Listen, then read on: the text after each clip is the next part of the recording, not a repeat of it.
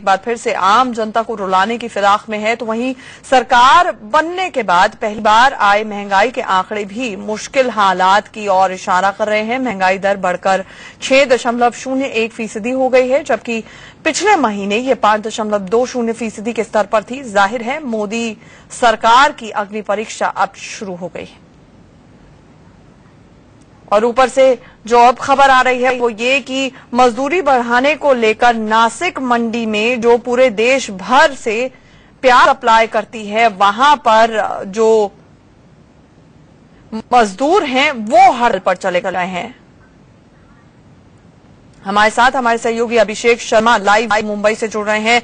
अभिषेक, प्याज के दामों में अब आग लग सकती है, क्योंकि पहले तो सिर्फ यही माना जा रहा था कि मॉनसून कम है, सारी सब्जियों पर अफेक्ट करेगा, ये भी माना जा रहा था कि कुछ फसल भी बर्बाद हुई है, लेकिन अब जिस तरह से मजदूर भी हड़ताल पर जा रहे हैं तो कहीं ना कहीं अब लग रहा है कि अब हम लोगों को तैयार हो जाना चाहिए और पैसे खर्च करने के लिए प्याज के ऊपर।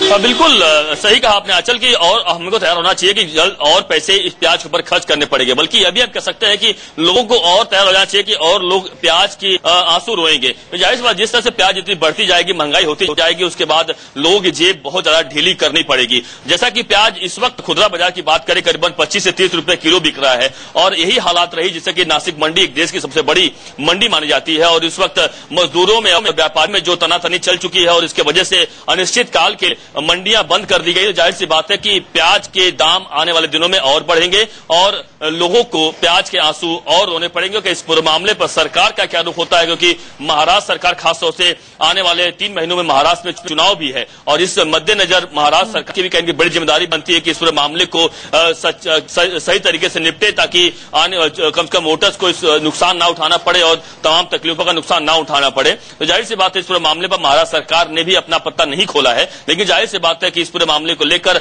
जो खुदरा व्यापारी हैं और खासतौर से जो आम जनता है उनकी जेबें जरूर ढीले अब आने वाले दिनों में होंगी। आंचल, अभिषेक, आप हमारे साथ बने रहिए, लेकिन प्याज की कीमतों में एक बार रुलाने की तैयारी की है, इन कीमतों में उछाल आ गया है, लेकिन और सब्जियां भी लगातार महंगी हो रही है। आपको ग्राफिक्स के जरिए हम समझाते हैं कि कौन सी सब्जी किस दाम पर पहुंच गई है। हरी सब्जियां इस सीजन में माना जाता है कि इससे ज्यादा आती हैं, लेकिन आप देख सकते हैं शिमला मिर्च जो एक हफ्ते पहले 20 रुपए की थी, आज का रेट उसका 60 रुपए किलो का है। फूल गोभी 30 रुपए की थी, अब 60 रुपए की है। मटर 40 रुपए मिल रहे थे, अब वो 65 रुपए के भाव से मिल रहे हैं। आलू 20 रुपए से 30 रुपए पे पहुंच गए हैं। और आलू प्याज दो ऐसी चीजें हैं जो हर घर में पकता है, आलू हर चीज में डलता है, प्याज भी हर चीज में डलता है। घिया 10 रुपए से 20 रुपए प्रति किलो मिल रहा है, और भिंडी 15 रुपए से 25 रुपए पर पहुंच गई है। गाजर 20 रुपए से 30 रुपए, तोरई 10 रुपए से 20 रुपए। तो हरी सब्जियों के दाम भी लगातार बढ़ते चले जा रहे हैं। अभिषेक, आप कह रहे हैं महाराष्ट्र में चुनाव है, लेकिन और पहलू एक है इस मामले में कि मोदी सरकार ने इसको लेकर बैठकों का दौर शुरू कर दिया है, कंटिजेंसी मीटिंग्स हो रही हैं। इससे पहले कैबिनेट सेक्रेटरी ने भी सेक्रेटरी लेवल मीटिंग बुलाई थी। महाराष्ट्र में इस तरह की कोई सुगबुगाहट नहीं है। नासिक खास तौर से पूरे देश में प्याज सप्लाई करता है, और 5 महीने पहले ही नासिक मंडी में ये सब चीजें हो चुकी हैं, प्याज के दामों में आग लग चुकी थी। अब फिर से वही रिपीट हो रहा है।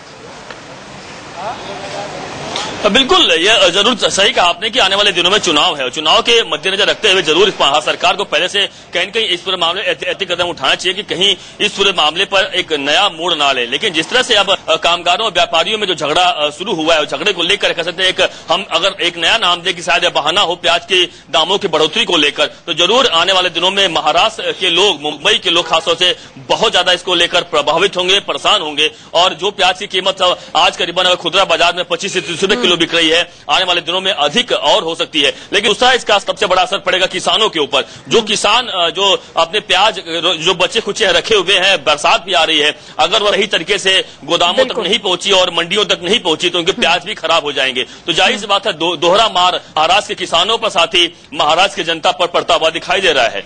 और जिम्मेदार कौन है, ये बड़ा सवाल जरूर है, क्योंकि कार्टेल का भी बात कही जाती है नासिक मंडी में ऑपरेट करने की। क्या सिर्फ मौसम ही जिम्मेदार है, क्या सिर्फ मानसून ही जिम्मेदार है, या फिर और भी कारण है इसके पीछे? अभिषेक, हमारे साथ जुड़ने के लिए शुक्रिया।